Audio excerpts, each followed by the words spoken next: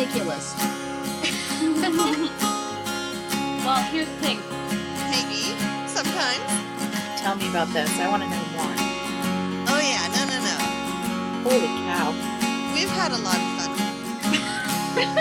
So, Terri, my daughter now has the flu, Aww. which I think came from your house. Yes, I sent it through the interwebs to you. Are you enjoying it? We've had 3 out of 4 of us have had it here. Wow. Fortunately, very mild versions. But I feel like I need to put a mask on or something. Yeah, you might. And I was talking to the nurse yesterday. He said, has anyone else had it or had symptoms? And I said, no, this is the first one. This is patient 0. So, yeah, we'll see. How's she handling it? She's okay. I mean, she doesn't love taking medicine, but she's willing to if she feels like it'll do something. Yeah. So, and we actually had no school yesterday. We had a snow day. So she missed, she didn't miss school yesterday, and she's missing today, and then tomorrow's a half day, and then they don't have school again for a bunch of days. So wow. She may be in for like a long stretch of not going to school. Wow. She picked a good time to get sick. Yeah. Yeah. We'll see. Yeah. So. We had a relatively mild bout of the really serious fever exhaustion part of the flu, but the nasal congestion is just hanging on and on and on. Between the 3, me and the 2 kids, there's just a constant chorus of sniffles, coughs, and raspy voices for weeks now. It's like the bad part goes away, but you still aren't 100% for ever. One day we'll be healthy again, right? Right. Just in time for allergy season, we'll get rid of sinus I congestion. know. Yay. Get lots of quality time with your daughter, Catherine. Yes. Watching the Olympics. Yeah, well, it's nice that the Olympics is on. That gives something to do while ill. Have you had any illness in your house, Nicole, or has it bypassed you? Because you're doomed now. Knock on wood. No, nothing significant, although my daughter did have a touch of plain plague when she came back from Canada. As our former podcast mate termed it. Hat tip, Amanda. Amanda, yeah. But she's over that, and no, so far so good. The only kind of thing that's medically happening is my son is finally recovering from his nose surgery, so that is good. He's like a new person, so he's excited about that.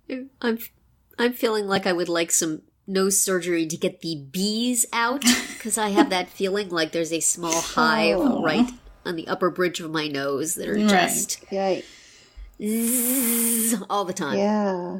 But I will soldier through it for the purposes of this podcast. If I cough, I will hit the mute button, and hopefully my voice is still legible around all the gunk that's in my throat. So I will rasp out for you now. Hello, and welcome to Parenting Roundabout, a weekly podcast about the things that parents are talking about, obsessing about, and complaining about right now, like the flu. I'm Terri Moir, and with me today from Wisconsin Flu Central is Catherine Haleko. Hello. I just heard a nose blow happen from under my feet in the room under me. So, oh dear. And from healthy Southern California, we have Nicole Eridix. Hello. Say hi and put a mask on Fingers quick. crossed. I know. I took my son to the doctor, and while he was in the waiting room, he had to wear a mask. Yeah. Because he had the flu. And we had to wait an hour. He was wearing this thing for an hour. Gosh. Yeah. And at one point, he sneezed a mighty sneeze, and I thought, oh my gosh, is this thing just going to be filled with gunk? But it wasn't. Kind of the norm now, though, isn't it? During flu season? I think everybody else should have had to wear the mask. Yeah. He's sick. He's miserable. Why should he be breathing his own germy breath for an hour? Yeah. Anyway, we're not talking about that. That's not our topic today. Just an aside. Today on the podcast, we're going to talk about what parents teach in our speed round. We're going to shout out some stuff we like on the Roundabout Roundup, and we are going to do some shameless self-promotion, as is our way. But first, how stressed out are your kids these days, whether they have the flu or not? Are they feeling stressed? Nicole, how's the we've established the flu level in your household. How's the stress level? And would you rather have the flu? Let me just say one thing, and then you can gauge the stress level for yourself. Yes, ma'am. SAT. So, code red, in other words. Code red. We are talking alert levels are high, stress levels are extreme. The emergency preparedness is ready to go at any second. I mean, it's just unbelievable. We really didn't do her any favors by sending her to Canada at this time. Oh, yeah. Because she came back and has had to do a lot of homework, but on top of that, has started taking SAT classes to prepare for the March sitting date. And let's just say her book that she's studying from is over 1,000 pages long. Oh my. Yikes. Yeah. So the teachers at her school are not letting up on the homework. And this is so frustrating because they're offering free sitting of the SAT for all the juniors in the school. Mm-hmm. So it's not like there's only a handful of kids that are taking this, and they're not catering to the time demands that these kids have, and it's actually really infuriating. Yeah. I have to say, I mean, kids don't need to be this stressed out at this point in their life. No. They got a lifetime of it. And it's really bad. I mean, she doesn't handle stress well to begin with. Yeah. So the other night, she just had a huge meltdown, and I don't know, I'm just kind of trying to figure out how to keep her head above water.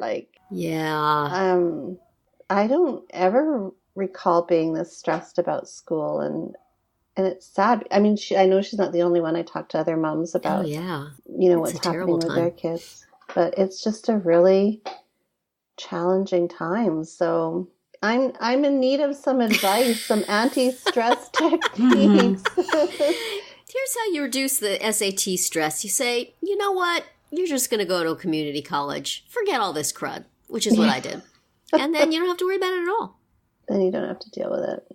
But they're making, I don't think they're making the kids, but they're really pushing it. And it's like, not every kid is set up for this, right? Right. Yeah. Well, and then it would be nice if they would acknowledge it by letting up on the homework leading up to it. And it would be nice if they just acknowledge that not every child is destined to go to Harvard and Stanford. And because these are the expectations that these kids are being fed, that, you have to do really well on the SAT because the scores for the, entrance, the average scores are almost unattainable. Mm-hmm. Your whole future rests on this test. Right. No pressure. Yes. Right. No pressure, but don't forget this homework. Literally just look at the score. I mean, there's a few other little things that they look at, but it really is a lot of the score that it's based on. So anyway, how about awful. I don't know, I'm just what do you do with your kids when they're stressed? I just don't. I mean, I've got a little organizer for. I mean, she has a planner which she uses, but I don't know. It just seems like she has no time in the day for any kind of de-stressing. Yeah, I don't know what to do. Yeah, Suggestions I'm not a are welcome. good advice giver on this. Maybe Catherine has some stuff because I'm on a whole different stress track. My kids were on a whole different stress track. They didn't have that particular kind of stress. Although, certainly our high school was very, as we've discussed before, all kids go to college. So they were getting that message, but I was shutting that down pretty quick. I mean, they did go to community college, which maybe wasn't even necessary. A vocational training thing might have been better, but they did go to college, but they didn't deal with the SATs. That's basically my stress relief, is just, we're taking that off your plate. Mm-hmm. Fine. But there certainly have been other stressful things that are much more difficult to deal with. And I have no advice on those. So, Catherine, is your daughter deals with the typical high school stress. Do you have, like, great cures? Not really. I mean, she's a year behind Kristen, so she is not having to take. Folks will be talking about the same thing this time next year. Your future. It'll be coming. So yeah, and she's just now sort of starting to think like, oh, college. I'm wondering where I want to go, and for her, it's also skating. Do I want to skate in college? And if so, what does that mean in terms of where I go and whether I can? So then it's, can I get into the school and can I make the team? So it's like a nice combination platter. So, and she definitely gets stressed before she competes. And she will just tell me and tell her coaches, like, I can't do it. I won't do it. I'm not going to do it. I can't. And, we just have to keep talking her down and be like, it doesn't matter how you do. And it's just for the experience and all that kind of baloney, Right. Like, just try it. So, yeah, I mean, she didn't used to be that way either. She used to just skate right out there and love competing and love, tryouts and tests and all that stuff. And that has definitely changed. So we're still working on how to manage it. And the weird thing is, like, with this flu that she has, 2 nights ago, she was supposed to be skating. She had lessons and practice time and whatever, like she always does. And she was, like, uncontrollably and inexplicably crying at the rink. And I was like, what is going on? Like, I had to drive her there. It was, like, freezing rain. She had a friend over after school and she was totally fine. And then she got there and she just cried and she missed her lessons and then she got sick. So then I was like, it comes on really fast. That's like how that. It came. That was an indicator that was about to happen. We realized after the fact, of course. But, I was, like, at a loss as to how to, help her or how to deal with the crying because she couldn't explain what was causing it, Right. So, I don't know. But, yeah, I mean, things like you said, Terri, taking stuff off the plate when you can, I think helps. I mean, it certainly isn't possible all the time. No. But, I feel like neither of my kids do a lot of chores and, my 15-year-old doesn't have a job unless she's teaching learn to skate for an hour a week or whatever. And sometimes like, she really should have a job and she should do more at home. But then, like, when would she do that? It would just... I don't know when it would happen. And it would just cause... I feel like it would cause more stress than it's worth. Yeah. I mean, and then there's always the quandary with the taking stuff off their plates. I mean, if they're stressed over something, there's the temptation to do that. But then you come to, when do we make them tough it out? Yeah. And when do we say, this is not worth the stress? Right. I always had a hard time with that because I was usually, putting my kids in things, saying, this will be good for you. Go and do this thing. And they weren't always happy about it, but I wanted them to do it for a reason. So then it's like, am I making them do this horribly stressful thing for no good reason, for my own ego? Should I just pull them out of it, let them quit, or is it important? And I don't feel like I always struck a good balance on that. It's very easy when it's somebody else's stress to say, you can do it. Right. It's fine. And then when it's my own stress, it's like, everybody has to do things for me because I just can't take it. So it's hard. My son in particular is very inscrutable on this topic. I will find out later that he was under terrible stress or that he was very upset about something, but he doesn't necessarily fill me in. Right. So then you're just kind of going by guesswork, and maybe you took away the thing that was not stressful and that was good, and you left the thing that was. It's very confusing. I just feel like putting my head down when we talk about this topic. I'm getting stressed. Well, I feel like my son is, obviously my dog. We need to talk about dog stress some week. Yeah. My dog is stressed frequently. Yeah, the only reason, or the only way I'll alleviate her stress is if I give her food. Walks in our house, I think, would do it. Yeah. My son doesn't express his stress level until the very end. Yeah. Yeah. And my daughter... And then you're like, well, now I can't, there's nothing I can do, when it gets... Right. Yeah. Except eat myself up with regret over having not known anything. Right, I know. Thank you, son. So guilty and so bad that I didn't clue in to begin with. And I don't know. So, yeah, taking things off her plate. She also went and bought some of these, it's like aromatherapy kind of thing that you kind of roll onto your neck. It's like and like kind of, I don't know, it's supposed to calm you down. Yeah, we've actually done some of that too. Like when she was struggling with anxiety, and she would have like stomach pains, and I got her some essential oils in the idea of like can't hurt, might help, Yeah, exactly. And she, believes in it. So, right. So that helped for a while. We've done like guided relaxation exercises too, which seem like a good idea to me, but don't seem to work with my kids. So, and I kind of sometimes like I assume that she can handle it on her own. Oh yeah. And like I recognize that she's stressed, but I kind of think, okay, well, she's got all the tools that she needs in order to deal with it. But then sometimes she just needs me to be there to guide her through it. So it's kind of like guided. You're the guide in the guided meditation. Yeah, the de-stressing. Yeah.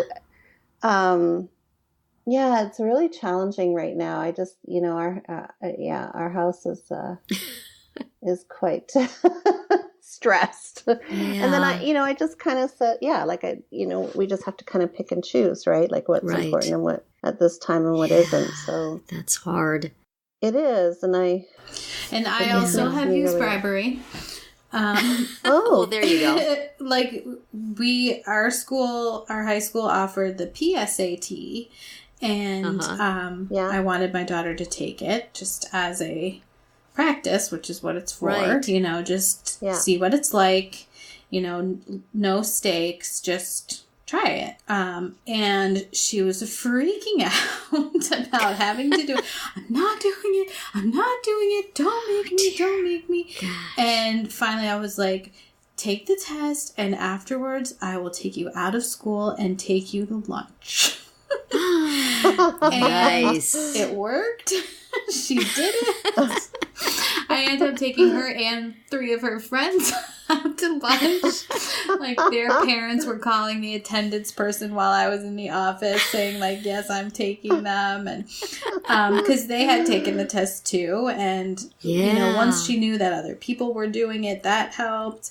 And then she'd done it. And afterwards she admitted, it wasn't that bad. Yeah. So when the SAT comes, at least she's had that experience. I mean, obviously it is a big difference when it's for real, but at least I can say like, remember, you didn't want to take the PSAT and you got through it. So I mean, maybe our school's in a bubble because these kids, they don't even question these tests. Like, it's not even an option to not take them. It's like, we have to, they studied for the PSAT. Like, how? Right. You're not supposed to really do that. No. It's just a benchmark, right, of where you're at. But the academic expectations are just, it's just so high stakes. And it's really hard for you as one person to combat that. Yeah. You can talk until you're blue in the face about, like, you don't need to go to a school that requires you to have this certain score, but when she's getting it from everywhere else, when she's hearing that these kids are already been taking the SAT for the last 6 months to prepare. And in her SAT class, there are 7th graders. Oh, my goodness. 7th graders. Kristen's like, they don't even know how to use the calculator. That's required. Yeah. I don't know. Maybe we're just living in this really weird little space that these kids are expected to perform so high. But and you're right about the whole college thing. I mean, there's a very there's certain feelings about certain types of schools. Mm-hmm. If you get judged very harshly. Yeah. Depending on where you want to go I feel to like school. we know more now about stress. Stress is such a big topic. You would think that the schools could find some ways to, like, not make teenagers crazy with stress. Maybe they do like what you did, Catherine, only on a more formal basis. You get done with this test, you get a pizza party. Or, we're going to, after your study period for this, we're going to do a guided meditation. And we're going to do some yoga in the gym. Or something. Have some, number one, not set up the crazy expectations in the first place. And number two, acknowledge that this takes a toll. And, cut back on the dang homework. Yeah. Oh, my God. It's needless. I don't understand why they can't see. And then they're surprised when kids snap and have problems. Yeah. Mm-hmm. Stop it. Right. You don't know this. I think I told, like, with our school in particular, I think I told you this before. There's 500 kids in her class. Yeah. And so in her rank, like in terms of her grade, her GPA, she has a 4.1, but she places 105 out of 500 kids with a 4.1. Yeah. Wow. It's like 104 other kids have higher than a 4.1. Right. Like, how do you even, that's the norm. So how do you even work around that? Mm-hmm. And all her, her friends are trying to, achieve those levels. So she's just constantly surrounded by That's this a high culture stakes, that needs to go away. high pressure situation. So I tried taking her to a massage therapist. That helped a little bit because she was getting lots of headaches. Yeah. What's the deal in Canada, Nicole? Do they have these tests there, and will it matter if she wants to get into a college there? No, because she went and did a tour 2 weeks ago when she was up there, which was like the best thing ever for her because she realized that not every university in the whole world has the same expectations. Yeah. They've pretty much done away with standardized testing they had for years, and they base it on grades, and then kind of build a portfolio over your school years of like your accomplishments and your activities. Well, that's its own kind of pressure, but it does. It certainly does. A little healthier, but it's not all based on this one score, right? Like this one snapshot in time. It's like over 4 years of accumulating. Well, does that ease her worry a little bit, or does she have other places she's thinking she might want to go? Yeah. So when she talked to the admissions counselor up there, they did say that they do look at the for American students, they do look at the SAT score, but it's not weighted as heavily as their grades. Yeah. So she was quite relieved to hear that. I'll bet. And so it definitely is an option for her, not just because of not needing to feel the pressure for the SAT, but she loves the school. So it definitely is an option for her. But, I just think like there are other ways of doing it. I mean, it doesn't need to be this intense. Do kids talk about and compare their SAT scores? Oh, yeah.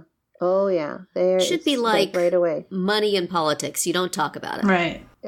I mean, as soon as it's released, it's, the kids are all comparing notes. And so, maybe, I don't know, we'll just, hopefully this will just really pass quickly. Well, give her a hug from us. Yeah.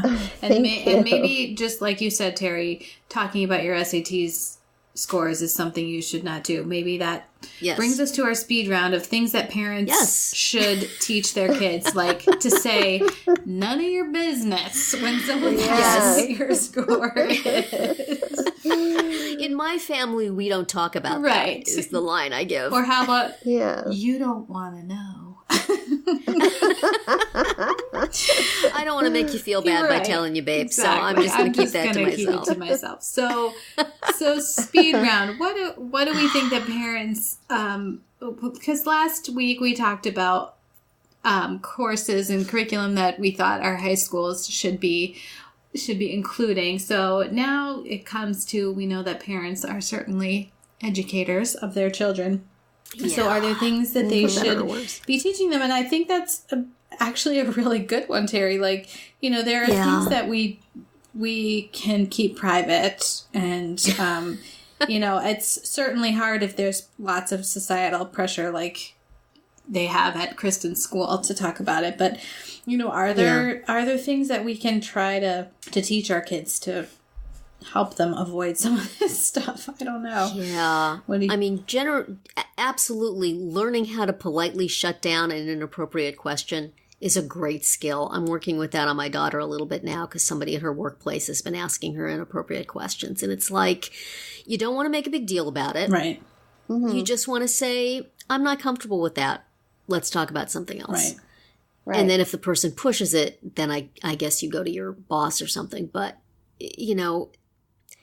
there's so much stuff these days that really, unless you have a good reason for it, you don't want to talk about. Mm-hmm. And some people don't have that filter. Right. Right. So that's a good thing to teach, I think. Because you don't have to respond to every question. That's correct. Right. You can smile and walk away. You can change the subject. You can say, let's talk about something else. If the person doesn't get the hint, you can say, I don't want to talk about that. That's very personal. I don't want to talk about that.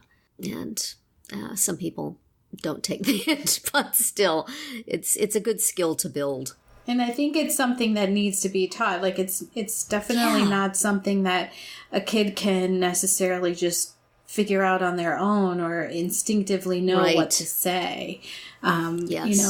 Obviously, I know your daughter has some struggles with language, but it's certainly not something that a lot of other kids, I think, could come up with either, right?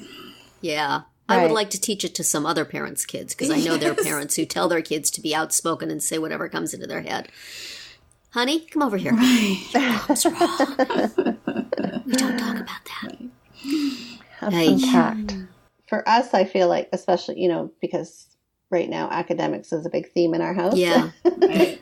And I actually had this conversation with Kristen the other night in an attempt to calm her down and not stress her out. But, she was really, part of her stress included the fact that, why did it seem so easy for her brother? Like, why didn't she see her brother stressing about school and spending all the time studying? And he was, he did get stressed, but not with the day-to-day, like the day-to-day stuff. And I had to explain to her that she's a different kind of learner. Mm-hmm. Right.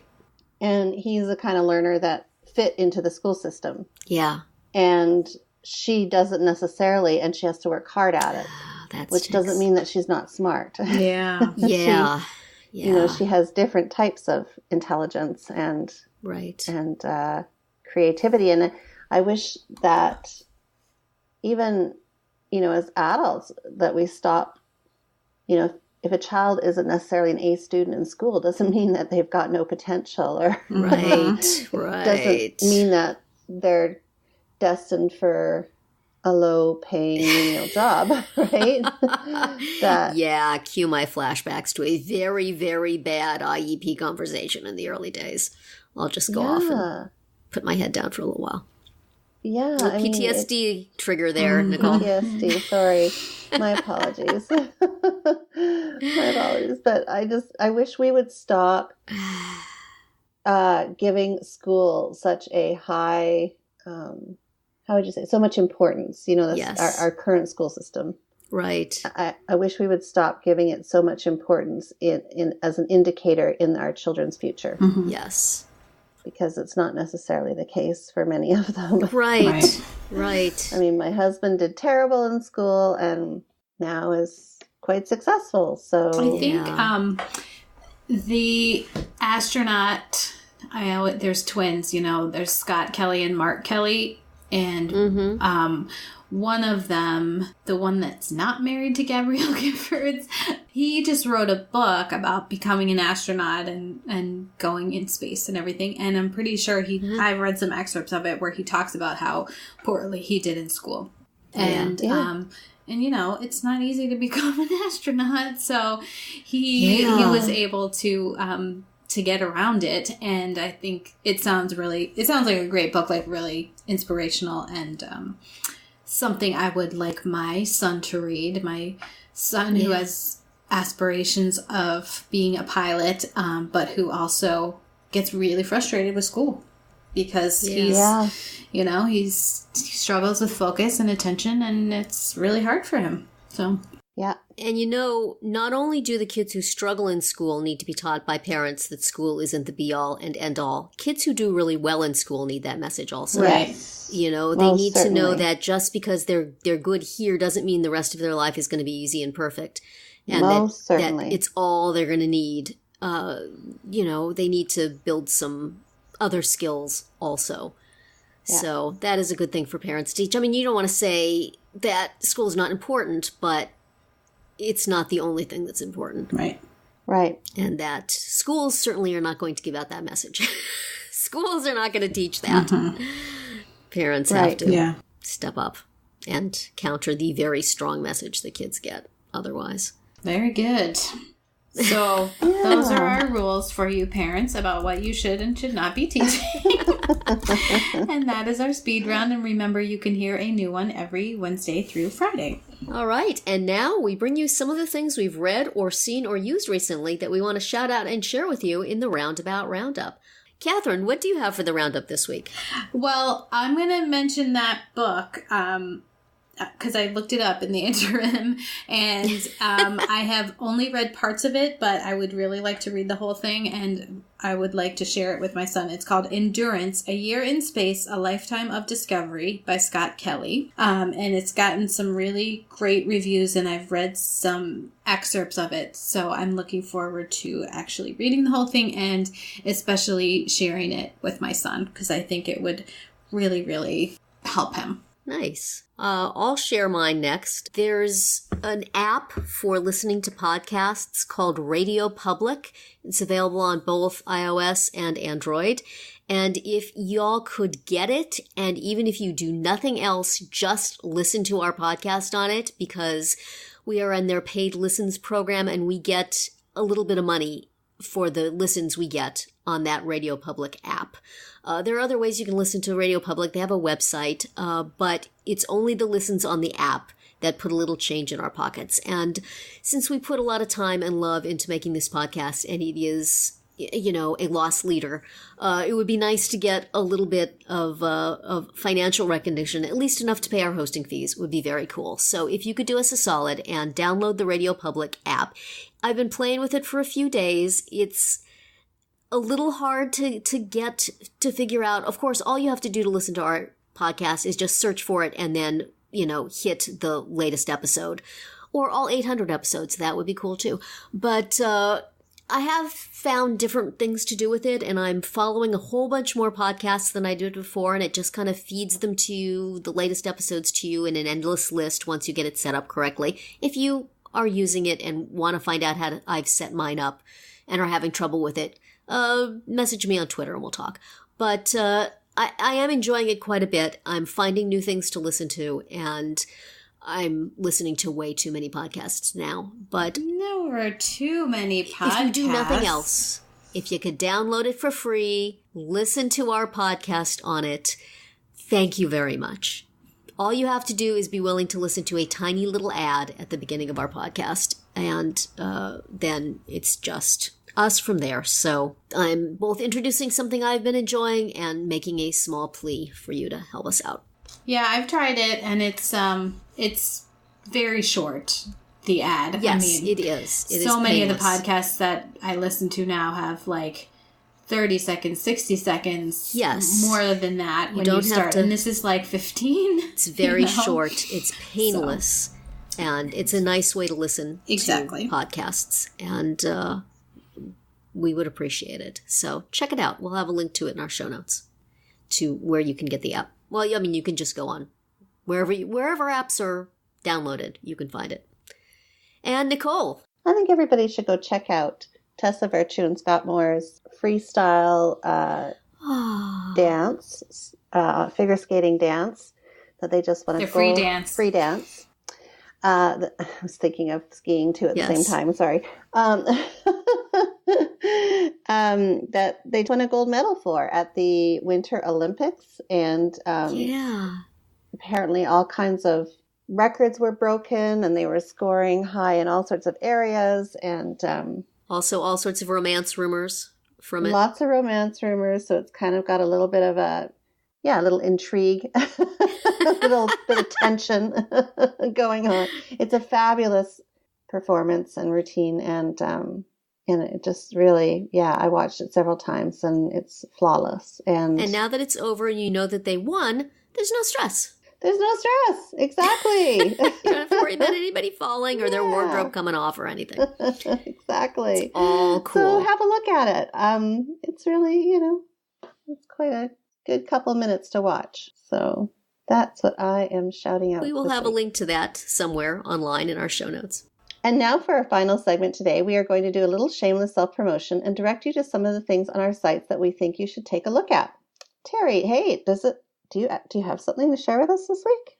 I have something old to share that is sadly coming to people's attention again with recent news about if you have a child with disabilities in the school system, it is good to make sure that there is an emergency evacuation plan for them, and that under unimaginable circumstances, somebody will suddenly realize, hey, how do we get this wheelchair down the stairs? Or, hey, this person needs insulin that's locked down in a different room. Or, hey, this kid who is, neurologically incapable of sitting still and being quiet now has to sit still and be quiet.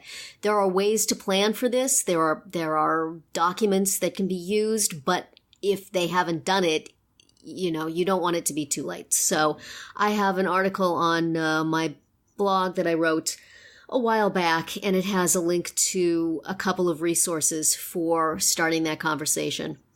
And this is a good time to do that. So there have been some stories about, I saw something on Facebook about kids in wheelchairs being left in a building during a fire drill or a fire emergency because people couldn't figure out how to get them out and things like that. So make sure the protocol is something that you can live with and that somebody has thought about your kids' issues in all this planning. So we'll have a link to that. Okay. Catherine, how about you? I have something new at Highlights. It's been a while since I mentioned Highlights, but I'm back over there with a little piece called What You Don't Know About Your Amazing Baby. And it's just a roundup of 3 kind of interesting and quirky research studies about babies. So there is poop involved, just saying. Just a warning. But not, it's quite interesting. Anyway, so that's over at highlights.com. Very cool. And I'm just, I haven't really done anything new recently. There's an article coming out on the Friendship Circle any day now. But other than that, I don't know, just go check out my Pinterest page. I think there's a lot to be seen on there. Did I mention that last week? Maybe I did. I don't think so. TheInclusiveClass.com is the name of it, or The Inclusive Class is the name of it. And there's tons of teaching, as we talked earlier about, different ways of learning. And our traditional school system is not meant for everybody. Yeah. This page has all sorts of resources for teaching different kinds of learners. So if you have a child who is a little, thinks in other ways, then this is a great resource for you to have a look at and find some strategies for allowing your kid to learn and shine and feel good about themselves. So nice. Very good. Well, that's going to be it for this week's episode of Parenting Roundabout. We hope you enjoyed it and that you'll join us every week. You can listen to podcast episodes on Radio Public, the app that Terri just mentioned. That would be our first choice for your listening. But there's also right on our website at parentingroundabout.com or Apple Podcasts or other podcast providers. Wherever you are listening, please subscribe so that you'll get all of our podcasts and mini podcasts every weekday. You can also follow us on Twitter, where I am at Cihaleko, Nicole is at Nicole Eridix, and Terri is at Mamatude. You can follow the podcast on Twitter as well. That's at Roundabout Chat. And look for us on Facebook, Pinterest, Tumblr, YouTube, and Instagram. So stop by our podcast page at parentingroundabout.com to read recaps, find links for everything we've mentioned, and talk back to us in the comments.